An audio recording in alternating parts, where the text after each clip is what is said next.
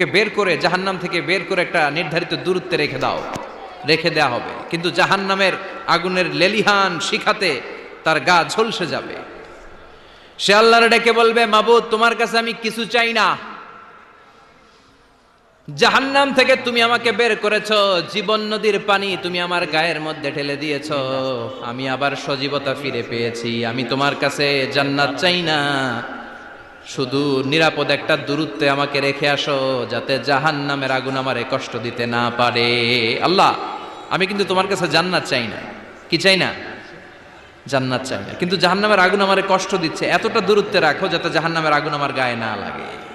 আল্লাহ বললেন, ওকে রাখবো, কিন্তু আমার সাথে একটা কন্ট্রাক্টে যেতে হবে, যে এটা তোমাকে দিলে তুমি আর নতুন করে কিছু চাবা না।